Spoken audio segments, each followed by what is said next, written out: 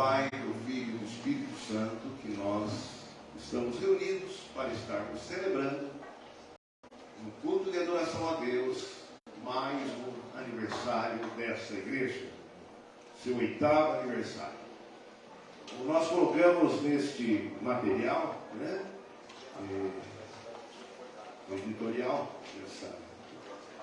a palavra serviço é a palavra boa para nós estarmos refletindo.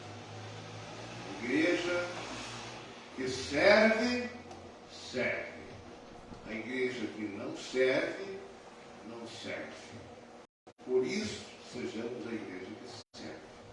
E a igreja que serve também é a igreja que se reúne para servir a Deus em adoração. E é para isso e por isso que nós estamos aqui. Ao Senhor Deus que caminha com o seu povo, adoremos.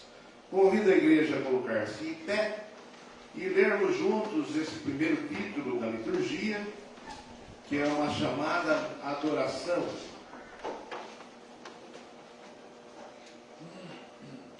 Leiamos todos juntos. Adoremos ao Deus que caminha conosco. Amém. Convido a você, meu irmão, você, minha irmã, a abrir sua Bíblia no Salmo 113.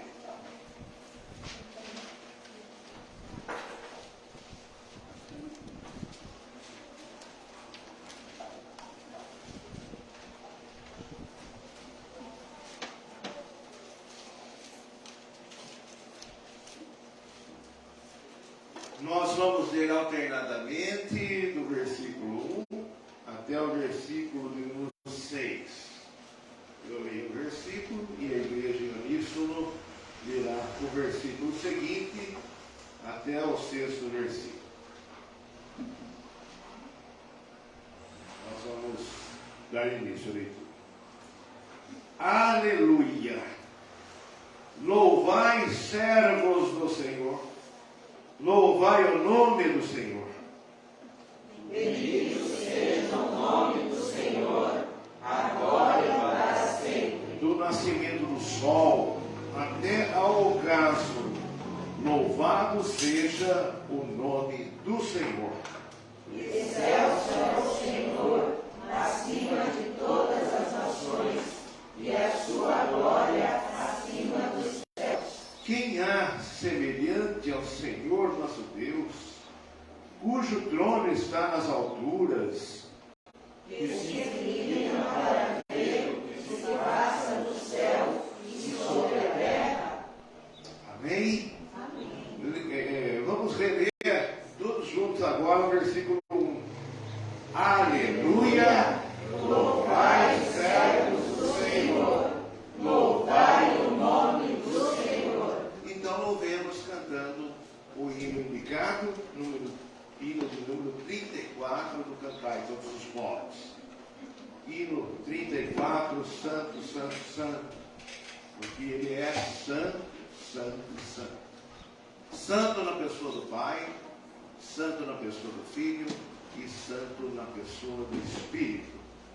Cantemos louvando o nosso Deus.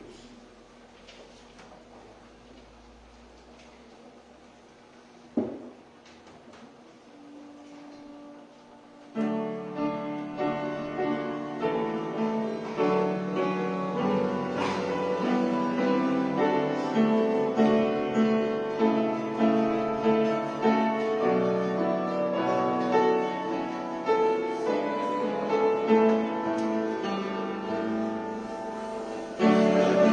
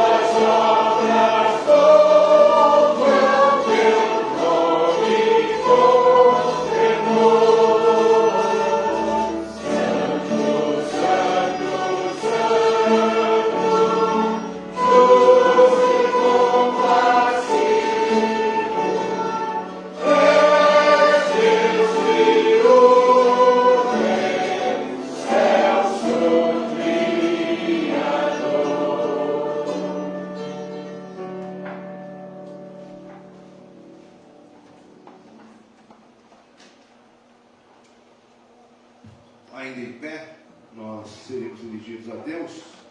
Uma palavra de oração, de adoração. Convido o presbítero Jaime para estar orando conosco nesse instante. Oremos.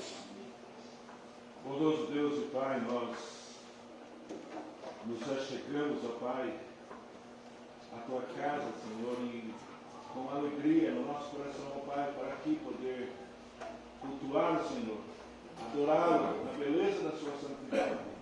Eterno Deus, recebe, Senhor, a nossa adoração, nosso louvor. Ó Deus, o Senhor é digno de toda a honra e toda a glória. Pai Santo, Pai poderoso, Pai que liberta nossas vidas, Pai que nos acolhe, Pai que cura as nossas feridas.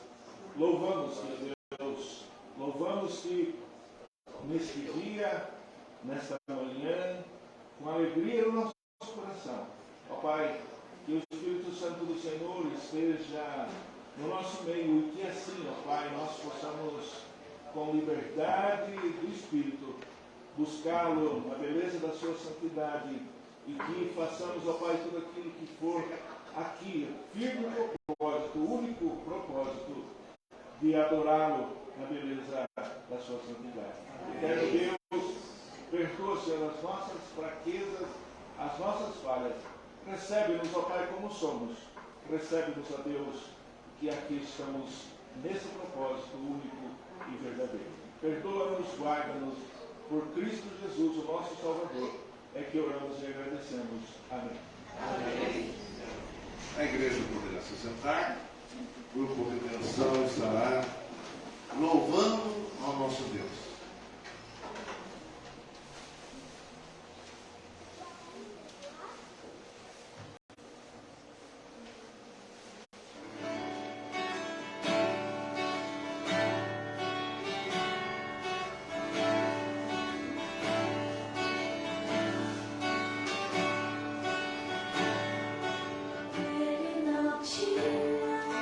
Qualquer beleza ou majestade.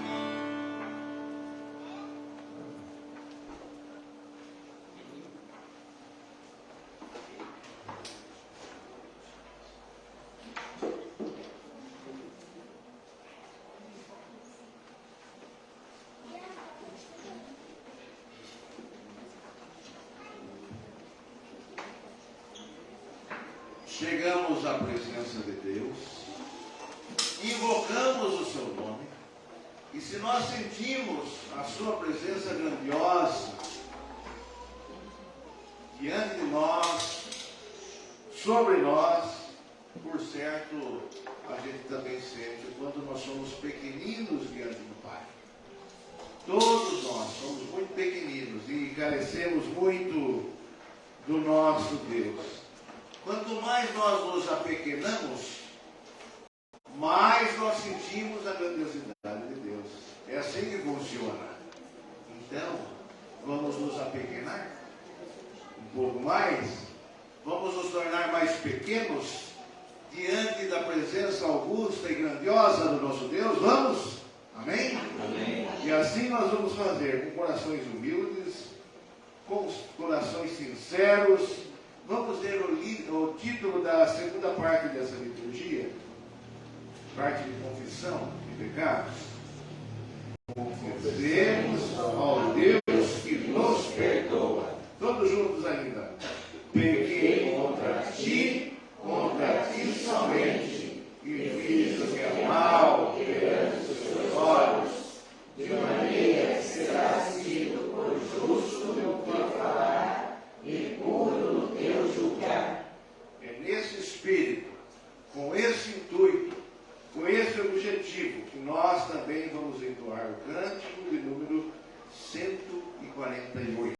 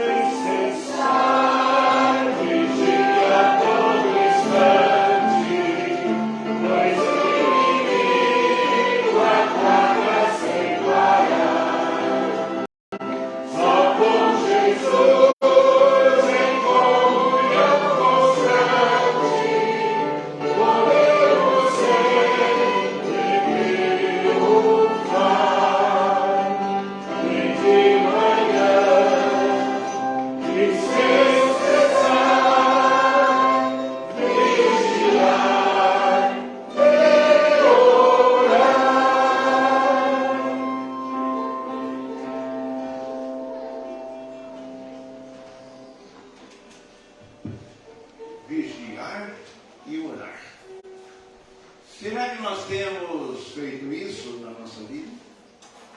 Será que nós temos vigiado e orado o tanto quanto nós deveríamos fazer? Eu penso que, se não, as coisas podem começar por aí, pedindo perdão para Deus por aquilo que nós não fazemos, ou nós não fizemos, e também estarmos pedindo perdão ao Senhor por aquilo que nós fizemos, coisas que jamais nós deveríamos ter feito. Esse momento é propício para isso, para que você esteja mais uma vez vigiando e orando ao Senhor.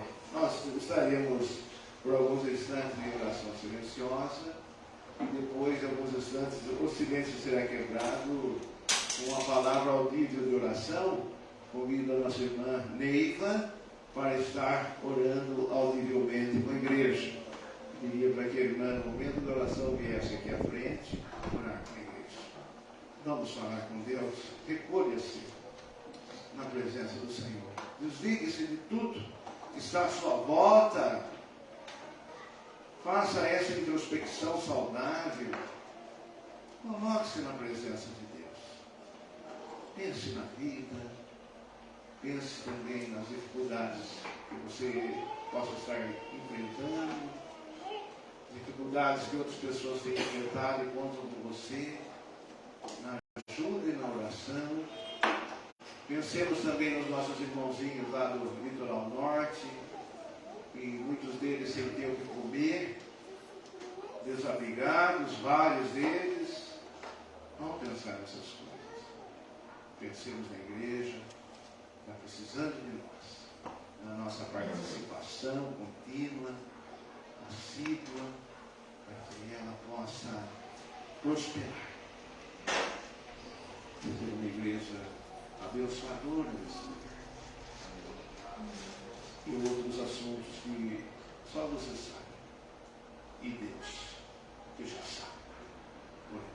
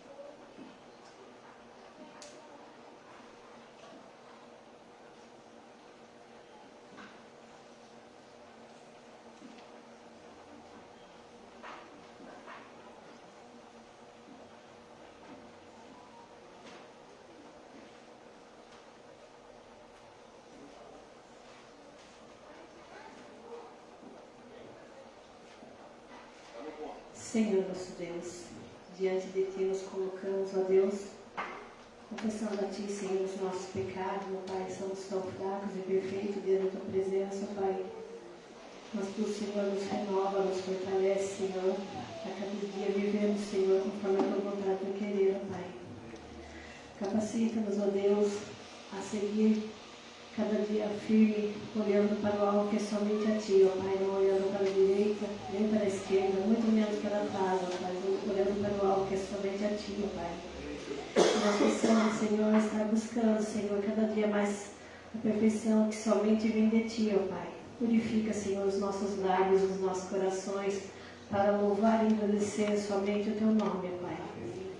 Ó Jesus, esteja também, Senhor, derramando o Teu poder, ó Deus, dos Teus cuidados, ó Deus, sobre aquela cidade, ó Pai, que foi devastada, ó Pai, que o Senhor possa estar com aquelas famílias, ó Pai, que muitos entes queridos se foram, ó Deus, mas que o Senhor esteja amparando, Senhor, confortando o coração daqueles que ficaram, ó Pai, que tem ainda uma batalha, Senhor, a enfrentar nesse mundo, ó Pai. Nós sabemos que contigo, Senhor, nós e eles, ó Deus, serão muito mais do que vencedores, Senhor. Confiando em Ti, ó Pai, nós venceremos todas as lutas dessa vida, Pai. Ó Jesus, esteja, Senhor, com esse ato de culto, ó Deus, derramando, Senhor, da Tua unção sobre tudo que for feito aqui, Senhor, que não seja de nós mesmos, mas inspirado pelo Teu Santo Espírito, Pai. Usa o Teu povo, usa a Tua igreja, Senhor, para adorar somente a Ti, ó Pai. É o nosso pedido, o nosso agradecimento, em nome de Jesus. Amém. Amém.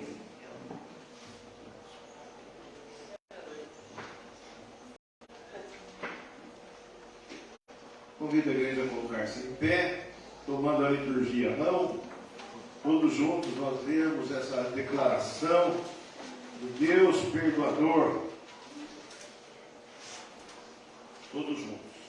Tu és bondoso e perdoador, Senhor, rico em graça para com todos os que te invocam.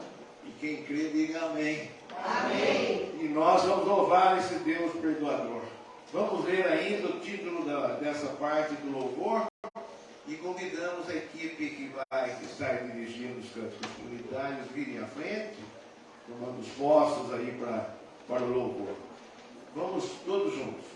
Louvemos ao Deus que opera maravilhas. E opera maravilhas.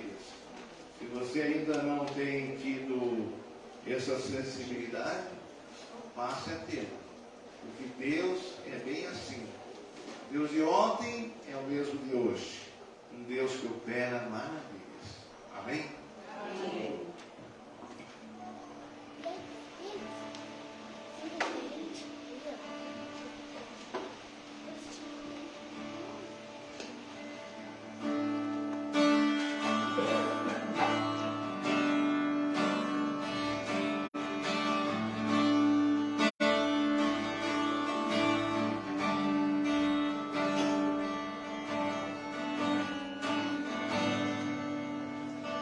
Luz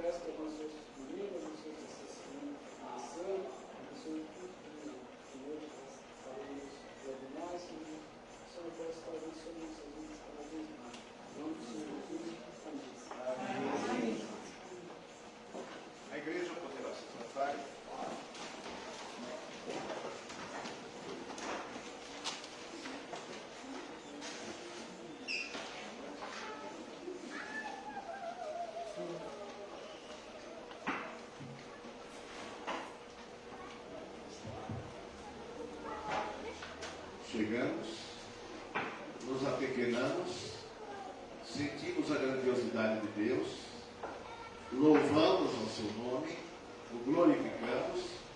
Agora é o momento de nós nos aquietarmos para ouvir aquilo que Deus tem para a nossa vida. E Ele tem. Mas Deus só fala com quem quer ouvir. E nós possamos ter ouvidos para ouvir. Não ouvidos carnais apenas, mas especialmente espirituais. Porque vem da parte de Deus coisas espirituais lá dos céus, para nós aqui na terra. Amém? Amém. Na nossa vida.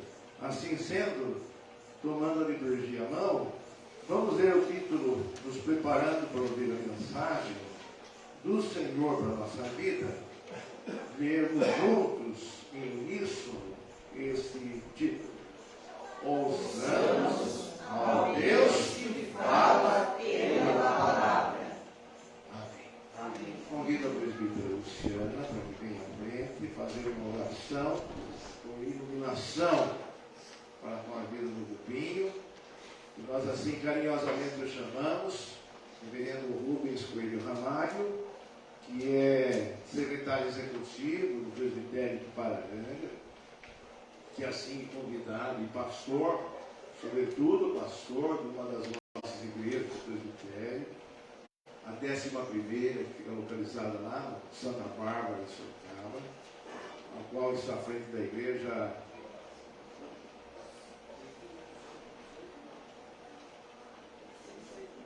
há uns 5, 6 anos, ele está me dizendo, e tem abençoado o povo do Senhor ali. Deus tem usado o seu servo. Não diferentemente, Deus usará o seu servo para conosco nessa manhã. Amém. Nós agradecemos muito, Rubinho, pela sua presença, pelo convite e pelo nosso encontro. De bate pronto, Rubinho, vem, de imediato. Você, graças a Deus. Vamos orar, curva sua fronte, com fé, não com costume, mas com fé, colocando o servo do Senhor nas mãos dele, para que ele use-o para o louvor da sua glória. Pai bendito, Pai de amor, Pai de infinita bondade e misericórdia. Ó Pai, graças te damos, ó Deus, porque a tua infinita bondade e misericórdia se renova a cada manhã, Senhor. Muito obrigada, Senhor Deus, que seria de nós, ó Pai, se não fosse, ó Deus, a tua tão grande misericórdia e bondade, ó Pai, sobre as nossas vidas, Pai.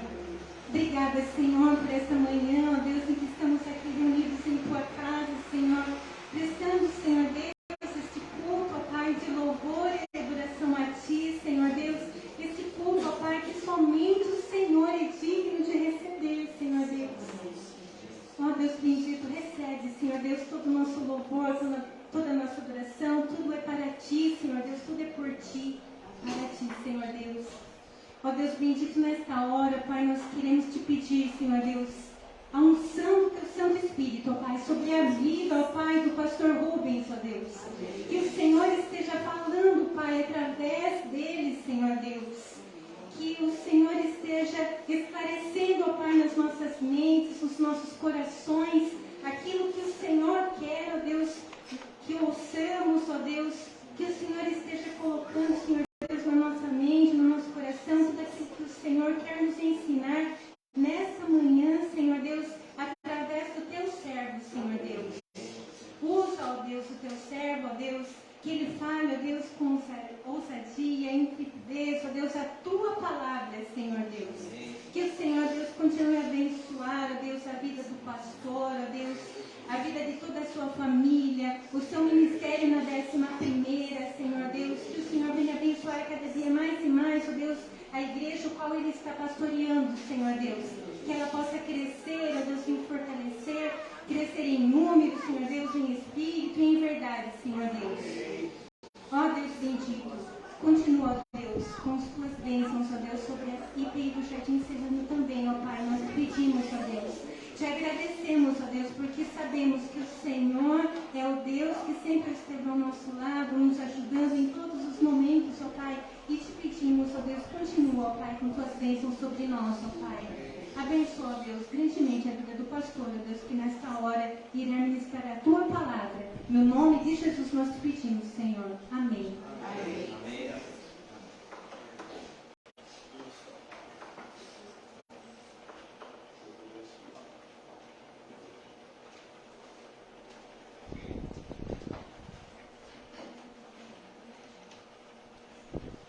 Saúdo a igreja na graça e na paz do Senhor Jesus. Amém? Amém. Estou feliz de estar aqui hoje com os irmãos, com as irmãs. Feliz também pelo convite do pastor Jonas Araújo, quando me convidou para estar nesse momento festivo da igreja. Aniversário, 8 anos de caminhada, muitas lutas, né? A gente como está no presbitério, à frente do presbitério, a gente sabe, a gente acompanha, a gente vivenciou e vivencia. Hoje, com a graça do Senhor, mais alegria do que tristeza, mas a gente vivenciou momentos difíceis dessa igreja, mas com a graça do Senhor. O Senhor, que é o Senhor da igreja, que sustenta a igreja, ele reverte essas situações mais difíceis que tem. E hoje nós nos alegramos com essa igreja, nós percebemos uma igreja viva, uma igreja que louva ao Senhor, uma igreja que atende a todas as gerações aqui presentes. Então isso para nós é motivo de muita alegria. Como pastor, a maior alegria do pastor é ver uma igreja viva. A gente não se alegra com uma igreja que está sofrendo, uma igreja que está passando por momentos difíceis, até mesmo em certos momentos achando, né, à luz dos olhos humanos, que essa igreja está até mesmo morrendo. A gente tem prazer em ver uma igreja viva. Então eu fico muito feliz de estar aqui com os irmãos hoje, nesse momento, aniversariando junto com a igreja os seus 8 anos de vida. Quando eu cheguei aqui, eu brinquei com os irmãos ali fora, né, que eu ia, pelo cheiro que estava vindo na cozinha, eu ia começar no Gênesis e ia terminar no Apocalipse. Ia se perder na meditação. Mas, para chegarmos mais rápido no Apocalipse, vamos ler o Apocalipse, né? Aí a gente já deixa toda essa parte para trás. E eu convido a igreja nesse instante a abrir as Escrituras no capítulo 3 do Apocalipse. Nós faremos a leitura do verso 1 ao verso de número 6, tendo como base o tema avivamento, sugerido pelo pastor Jonas como tema do aniversário da igreja. Apocalipse 3, do 1 ao 6, o tema da nossa mensagem é avivamento urgente. Apocalipse, capítulo 3, do 1 ao 6. Todos acharam? Amém. Podemos ler? Vamos lá. Ao anjo da igreja em Sardes, escreve: estas coisas diz aquele que tem os 7 Espíritos de Deus e as 7 estrelas. Conheço as tuas obras, que tem nome que vives, estás morto. Sê vigilante e consolida o resto que estava para morrer, porque não tenho achado íntegras as tuas obras na presença do meu Deus. Lembra-te, pois, do que tens recebido e ouvido, guarda-o e arrepende-te, porquanto, se não vigiares, virei como ladrão, se não conheceras de modo algum em que hora virei contra ti. Tens, contudo, em Sardes, umas poucas pessoas que não contaminaram as suas vestiduras e andarão de branco junto comigo, pois são dignas. O vencedor será assim vestido de vestiduras brancas e de modo nenhum apagarei o seu nome do livro da vida. Pelo contrário, confessarei o seu nome e diante do meu Pai e diante dos seus anjos. Quem tem ouvidos, ouça o que o Espírito diz às igrejas. Amém. A igreja pode se assentar.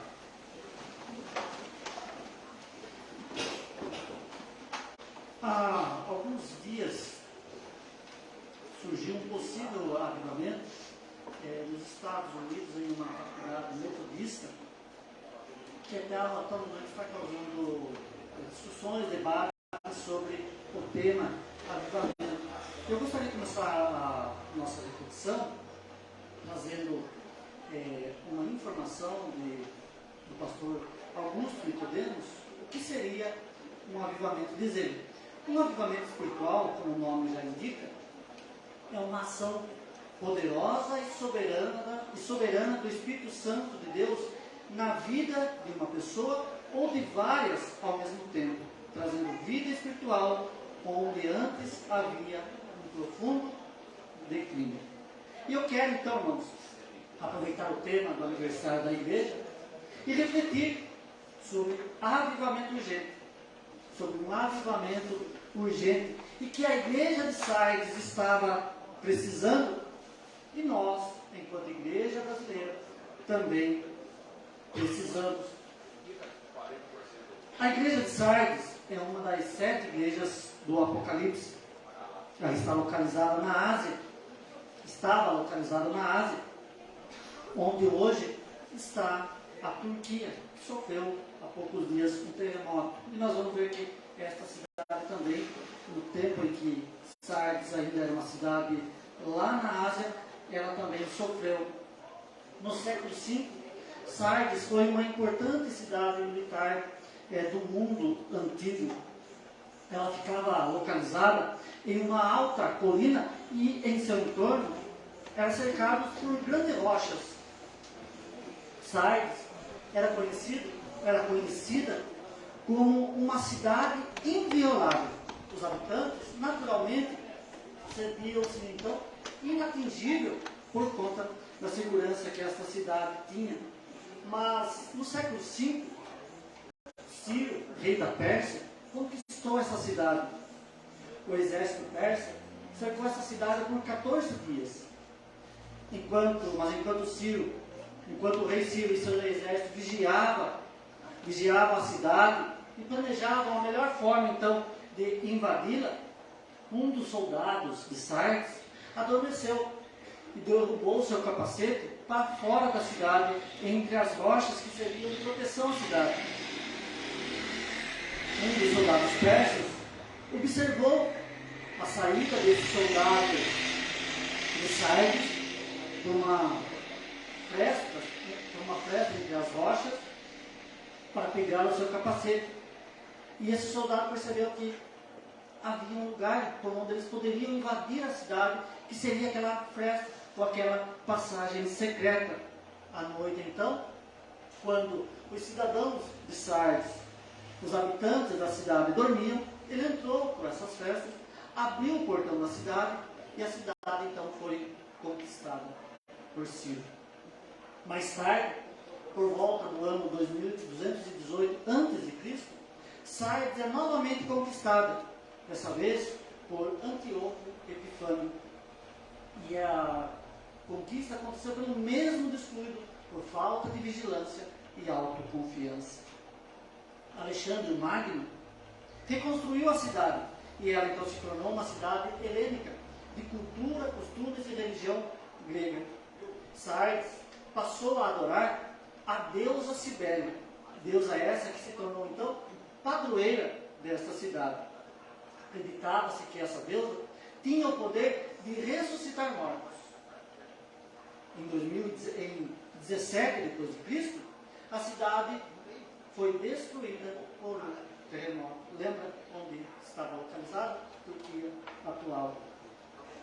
O imperador Tibério reconstruiu parte da cidade e a tornou semelhante aos padrões de Roma.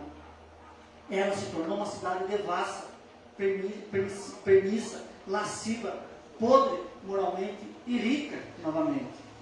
Cristo, um noivo, usa então o contexto de situações da cidade para enviar sua mensagem para sua noiva amada, a igreja de Sardes. As 7 cartas do Apocalipse têm uma estrutura literária padrão.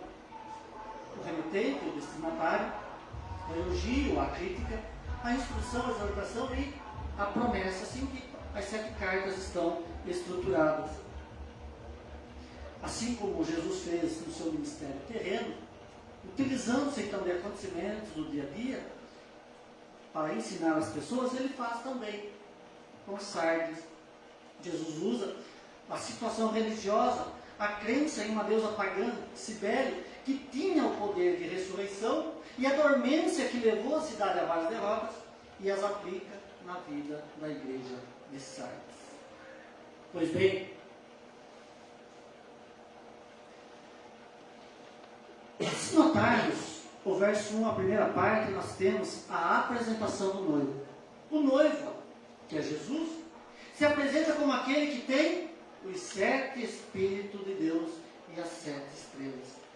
As 7 estrelas nós sabemos que são os 7 anjos, pastores das igrejas. Os 7 Espíritos tratam da perfeição, da plenitude de Deus. 7, o número 7 na Bíblia, é o número da perfeição de Deus. Nesse sentido, o noivo que se apresenta em Sardes, ele tem a plenitude da vida. Ele não somente tem a vida plena, como também dá a vida. E como se diz por aí, Jesus chegou com os 2 pés no peito da religiosidade de Sardes. Jesus chegou deixando claro que é Ele que tem o poder de dar a vida aos mortos, não a padroeira da cidade, chamada Cibele. Não é a deusa Cibele que tem o poder de ressuscitar os mortos, mas Jesus Cristo, o Cristo ressurreto e glorificado. E isso ficou claro no próprio ministério de Jesus. Ele ressuscitou o filho de uma viúva, a filha do centurião Jairo, a Lázaro, e ele próprio ressuscitou no 3º dia. Jesus, somente Jesus, tem o poder de devolver a vida. Não a deusa de Sardes. E a mensagem de Jesus como doador da vida faz todo sentido para a igreja de Sardes, pois ela é descrita como uma igreja morta. E somente o noivo, doador da vida, pode ressuscitar essa igreja, tirá-la do estado terminal de saúde espiritual. E há, irmãos, nesta igreja, 3 situações espirituais que eu gostaria de refletir com os irmãos. Crentes espiritualmente mortos, doentes e com boa saúde. São esses 3 pontos que nós vamos refletir. Os crentes mortos estão no verso 1, a parte B, que diz assim: conheço as tuas obras, que tem nome que está vivo e está morto. Notem que há uma ligação central da vida e morte no texto bíblico. Depois de se apresentar como doador da vida, como aquele que tem a plenitude da vida, o noivo faz uma dura crítica à sua noiva. Você diz que está viva, mas no fundo você está morta. Quem são os crentes mortos desse texto? São aqueles que viviam uma religiosidade de aparência. Parecem vivos por fora, mas por dentro estão mortos. E esta igreja, a igreja de Sardes, expressa bem um ditado popular que diz: por fora, bela viola, por dentro, pão bolorento. Ou nas palavras do próprio Jesus aos líderes da sua época: sois semelhantes a sepulcros caiados, que por fora se mostram belos, mas interiormente estão cheios de ossos mortos e de toda imundícia. Sardes é uma igreja de aparência, uma igreja que talvez tivesse um belo lugar de adoração, cultos avivados. Talvez a igreja de Sardes fosse composta que somente por sua fama atraía as pessoas. Para quem olhasse de fora, seria a melhor igreja para se frequentar.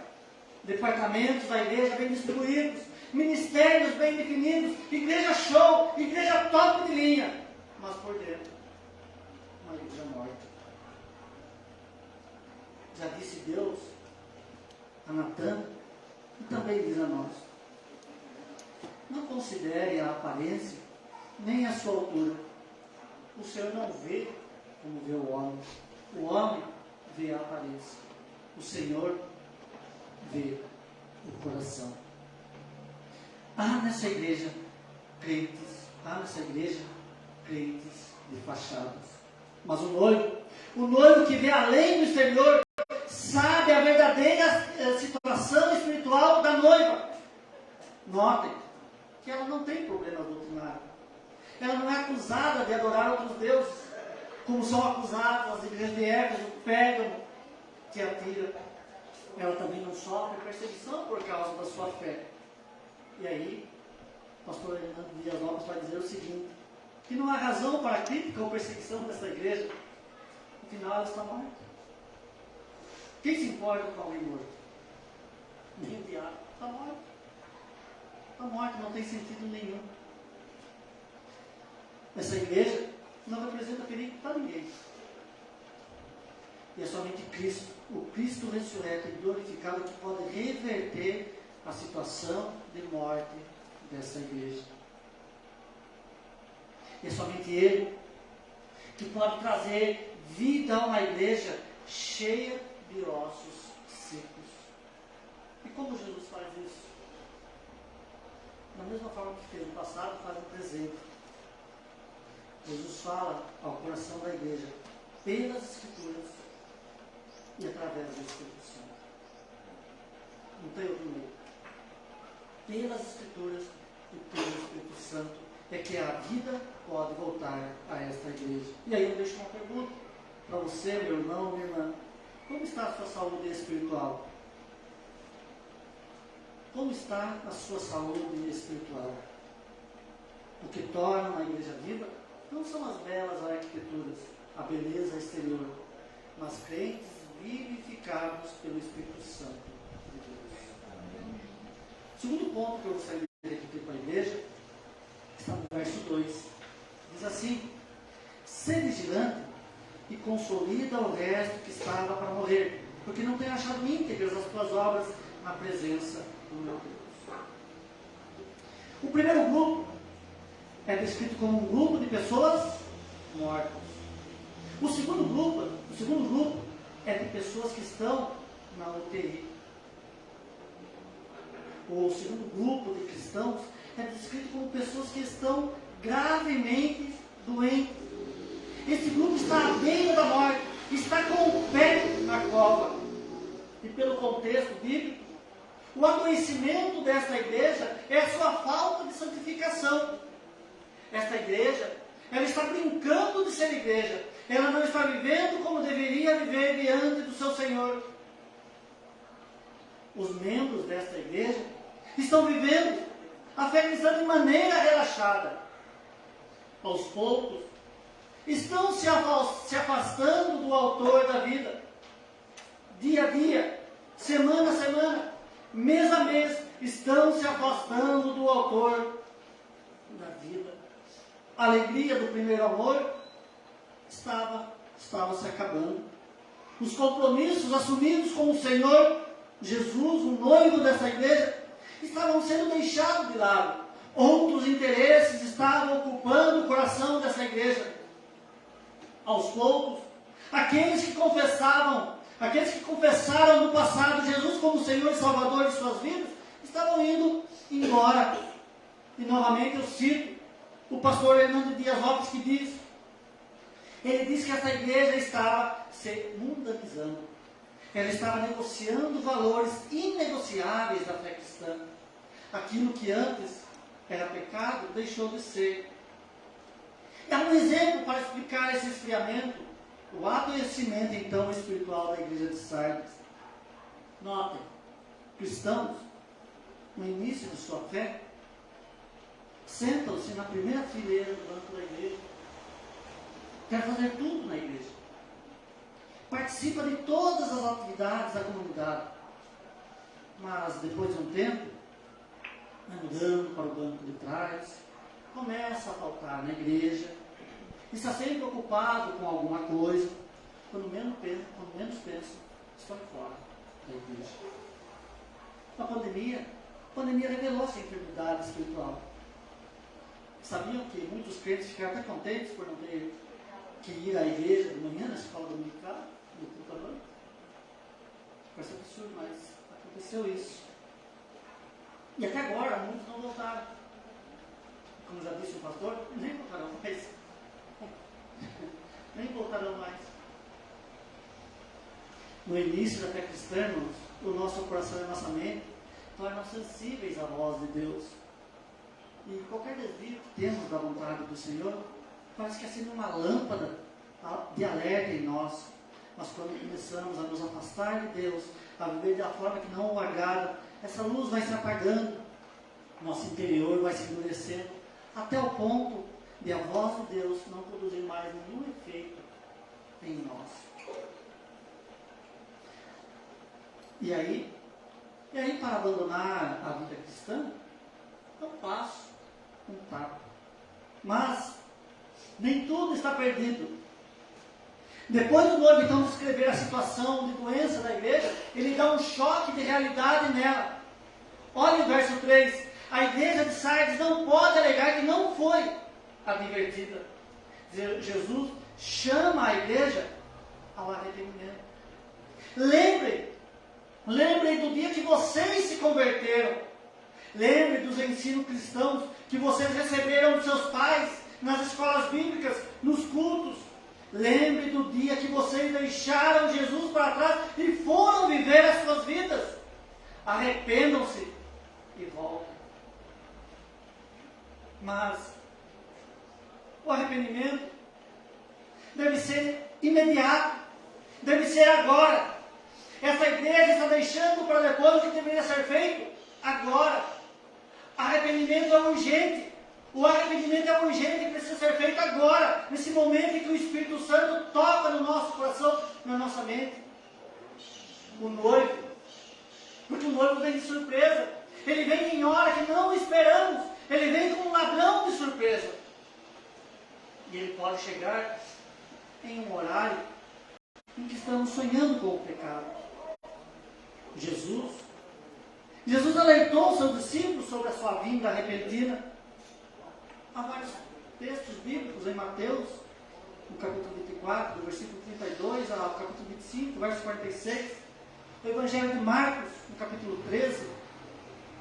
E Lucas, também, no capítulo 21. Lucas, principalmente, contextualiza, chamando a atenção da igreja para estar acordado e sóbrio. Diz ele: acautelai-vos por vós mesmos, para que nunca vos suceda que o vosso coração fique sobrecarregado com as consequências da orgia, da embriaguez e das preocupações desse mundo, e para que aquele dia não venha sobre vós repentinamente como um laço.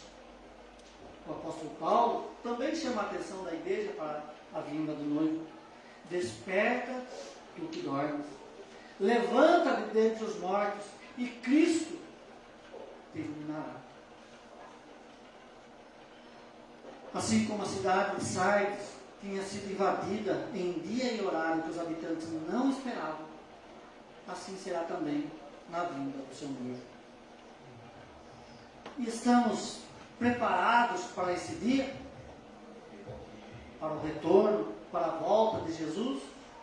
Gosto sempre desse versículo que está no livro de Salmos e também em Hebreus. Se hoje ouvirdes a voz do Senhor, não endureçais o vosso coração. O hoje, o presente. Fica claro, irmãos, então, que a doença espiritual da igreja era o descaso cristão com Cristo ressurreto e glorificado. E aí eu volto para a igreja. Como estão os nossos compromissos com Cristo ressurreto e glorificado? Estamos vigilantes? Ou estamos vivendo a enfermidade do sonho espiritual? Depois de bater, né? Depois de Jesus dar umas, como se diz, né? Depois de Jesus dar umas chineladas na igreja, pegar a havaiana e bater no bumbum da igreja. Tem coisas boas também. Mas há também nessa igreja um grupo de crentes sabios, com boa saúde espiritual.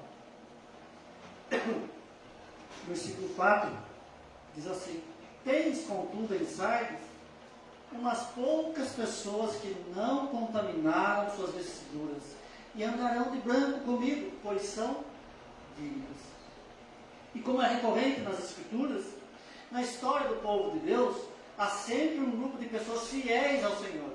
A Bíblia chama de remanescente. Quando Elias, perseguido por Jezabel, em crise emocional e espiritual, disse a Deus que estava sozinho, Deus disse a ele, ó, reservei 7.000 pessoas que não se dobraram para adorar a Baal. E Paulo diz que a razão desse remanescente é a eleição da graça. E aí nós precisamos prestar atenção que em Sardes há poucos cristãos fiéis que não se contaminaram, que não contaminaram as suas vestes. Ainda há um remanescente. Há em Sardes alguns crentes fiéis a Deus.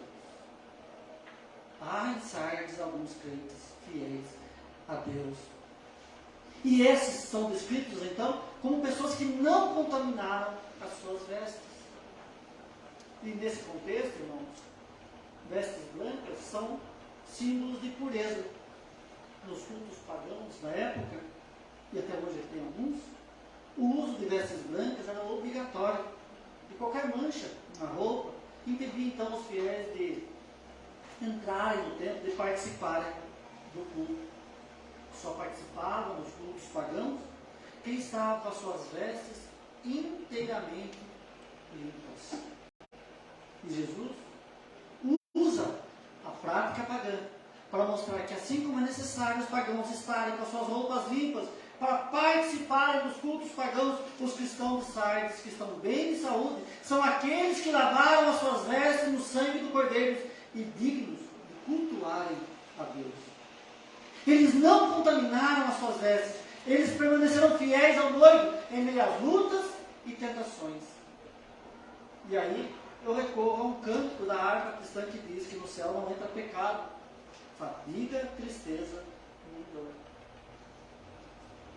Ficamos felizes quando ouvimos que os sofrimentos ficaram todos aqui, mas esquecemos que o pecado também não entra no céu. E aí não dá para vivermos com as vestes sujas aqui e queremos entrar no céu. Não faz sentido isso.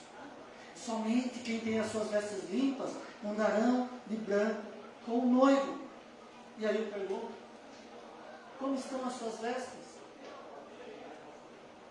Como estão as nossas vestes? Limpas ou sujas? E esses irmãos que estão com as vestes limpas recebem do noivo pelo menos 3 promessas, que vai do versículo 4, verso 4, parte B, até o verso 6. A promessa de andar de branco em companhia do noivo, ter o nome escrito no livro da vida e de confessá-lo diante do Pai. As roupas brancas simbolizam pureza, vitória e alegria. A primeira promessa é de que os redimidos andarão com o Senhor, vitoriosos e eternamente alegres em companhia do seu noivo. Na eternidade, irmãos, andaremos com o Senhor. No nosso tempo presente, Ele, o Cristo ressurreto e glorificado, é que anda conosco. Na eternidade, andaremos com o Senhor.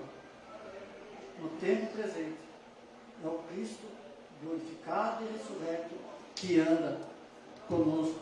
Jesus disse isso para os seus discípulos: eis que estou convosco todos os dias até a consumação do século. Nunca nos esqueçamos de que antes de andarmos eternamente com Deus, Ele já anda conosco hoje. A segunda promessa é a garantia da salvação. Aqueles que confessaram Jesus como Senhor são os que estão inscritos no livro da vida. E depois de inscrito, ninguém pode apagar. E a Bíblia nos dá algumas garantias de que aconteça o que acontecer, jamais teremos o nosso nome apagado no livro da vida.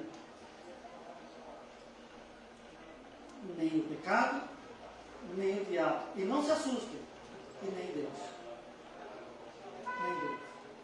Porque apagar o nome no livro da vida, somente Deus teria esse poder, não que Ele não tem, mas Ele teria esse poder, mas ao fazer isso Ele vai contra a sua própria palavra. Então Ele não pode fazer isso. E Ele não fará isso jamais. E a Bíblia nos dá algumas garantias então, de que aconteça o que acontecer, jamais teremos o nosso nome apagado no livro da vida. Jesus diz que aquele que vai até Ele jamais será lançado fora. Paulo diz que quando cremos em Jesus, nós somos selados pelo Espírito. E esse mesmo Espírito é o penhor, a garantia então da nossa redenção. E aí uma frase bastante conhecida dos irmãos que está em Romanos: ninguém pode separar-nos do amor de Deus que está em Cristo Jesus. E nem Deus mesmo pode cancelar a nossa salvação. Nem Deus, por conta da sua promessa. E Deus é fiel para cumprir todas as suas promessas. E aí eu gosto muito dessa parte. Ele não nos salvou, irmãos, para morrermos na praia, mas para vivermos eternamente com Ele. Deus não nos salvou para cairmos ali na frente, para morrermos ali ao entrar em Canaã. Salvação não se perde, pois quem é poderoso, pois quem dá é poderoso para sustentar em toda e qualquer circunstância. E a terceira promessa do Apocalipse, a terceira promessa fortalece a garantia da salvação na fidelidade do noivo, na locução. Pelo contrário, note, no dia do juízo, o noivo deixa claro quem é dele e quem não lhe pertence. Essa separação fica bastante clara no capítulo 25 de Mateus, do 31 ao 46. Mas há, irmãos, uma estreita relação entre a nossa vivência de fé aqui nesta terra e o do juízo. Jesus diz que aquele que confessá-lo aqui nessa terra como Senhor e Salvador, no dia do juízo Jesus o confessará diante do Pai e dos anjos. Mas o medo, a vergonha, impede a igreja de Sardes e também a nós de sermos testemunha de Jesus. E nesse sentido, somos desafiados a viver corajosamente a fé cristã neste mundo. Porque os que honram Jesus nesse mundo serão honrados por Ele diante do Pai, diante do juízo. Não, esse homem chamado Policarpo não foi bispo desta igreja.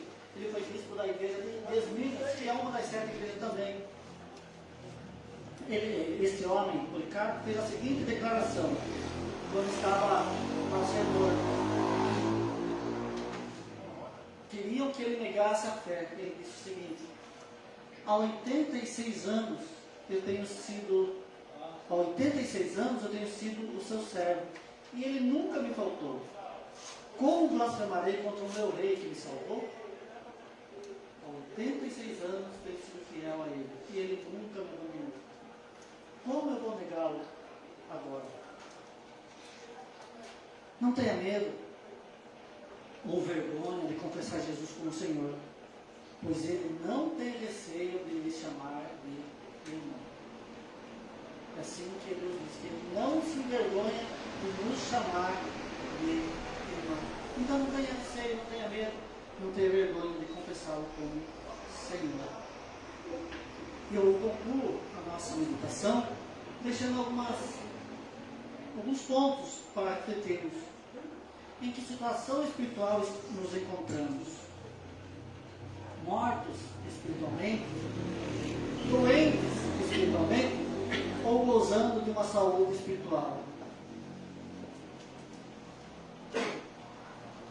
O avivamento não acontece em estruturas institucionais, igrejas, faculdades, templos, mas em pessoas.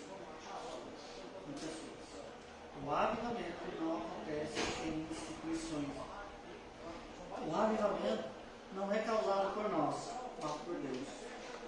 Pelo mover do seu Espírito em nós. A começar em mim. A começar em nós. Quem tem ouvido, ouça o que o Espírito diz à igreja. Amém. Amém.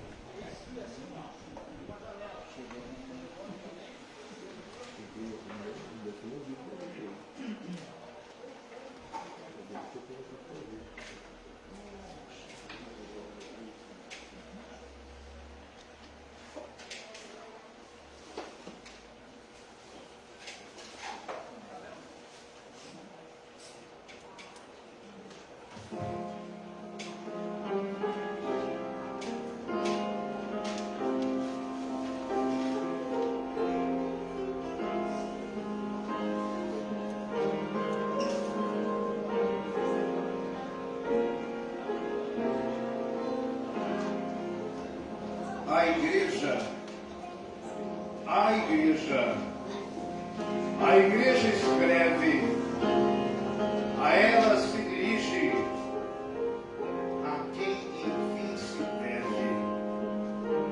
Estas coisas é aquele que diz, o que tem 7 espíritos, pois é ele que quis.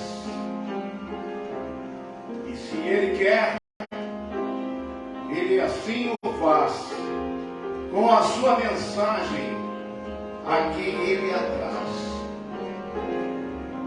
Assim ele disse, tuas obras eu as conheço, sua falta de integridade, não, eu não mereço. Igreja, dizes que estás viva, mas será que está? Ou só vive de convivas? Sede vigilante, para doente não ficar, não vive distraidamente, para não se acabar. Igreja, lembra-te do que tens recebido, jamais se esqueça daquilo que tens ouvido. Guarda, arrepende-te, volta-te agora, vem para Jesus, eis que venho sem demora. Se hoje ouvides a voz, não endureça mais o seu coração, entrega-te de todo,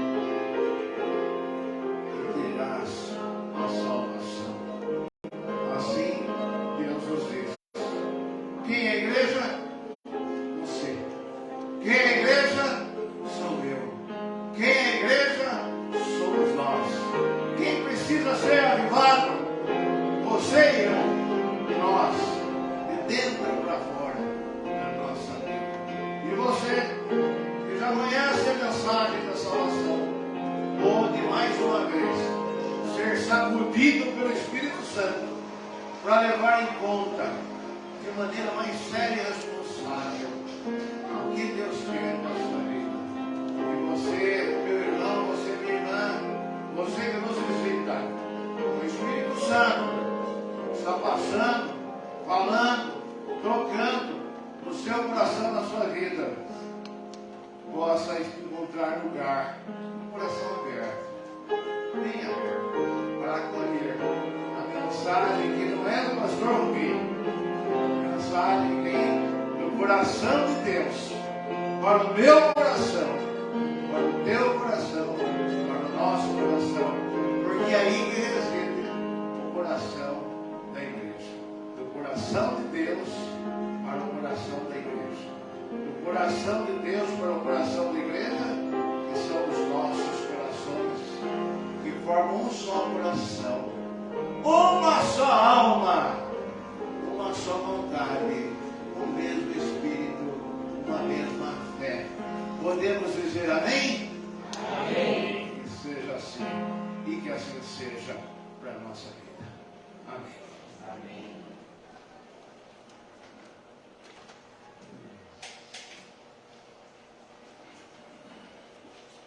Prosseguindo, amados, convido a todos e todas a se colocarem em pé, tomar a liturgia à mão lermos o título desta parte final deste culto, que diz, juntos, sirvamos ao Deus da nossa fé no mundo. Isso é muito importante. Servir ao Deus da nossa fé no mundo, não é fora do mundo. Deus não nos chamou para vivermos no convento, mas é na sociedade, é no mundo. Para nós vivermos a nossa fé em Deus no mundo. E Deus é o Deus que nos convida a trabalhar para Ele. Vamos louvá-lo através do hino 309. Com bastante entusiasmo, bastante vontade, bastante vigor.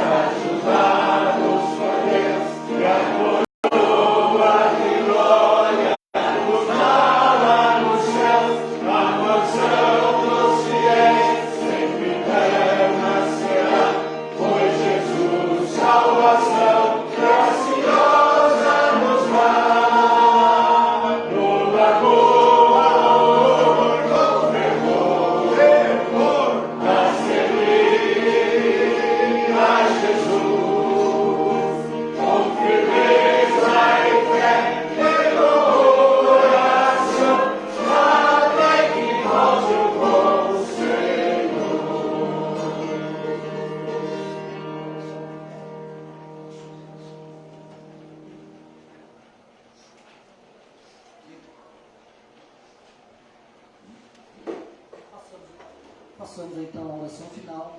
Pai nosso e a Deus. Ó Deus, Nós encerramos esse culto, ó Deus, com os nossos corações gratos pelo teu amor, pela tua fidelidade, pelo teu cuidado, pelo teu sustento, ó Deus, para com esta igreja, para com as nossas vidas, Senhor. Nós encerramos este culto, ó Deus, com os nossos corações gratos, porque ouvimos a tua palavra, Pai. E queremos, ó Deus, rogar, Deus, no poder do teu Espírito, que o Senhor aplica, Deus, a tua palavra aos nossos corações, ó Deus, para que a nossa fé, a nossa esperança, o nosso amor seja vivificado no Senhor, ó Pai. E o nosso desejo, ó Deus, a nossa vontade, seja, Deus, de servir e te adorar em espírito e em verdade, ó Pai. Colocamos, ó Deus, esta igreja nas tuas mãos, agradecemos, Senhor, pelos 8 anos de vida que o Senhor concedeu a ela, e pedimos, ó Deus, que assim como o Senhor tem sido, por excelência, o bom pastor desta igreja, o Senhor continue, ó Deus, a conduzir esta igreja, ó Pai, aos pastos verdejantes, às águas de descanso, Senhor.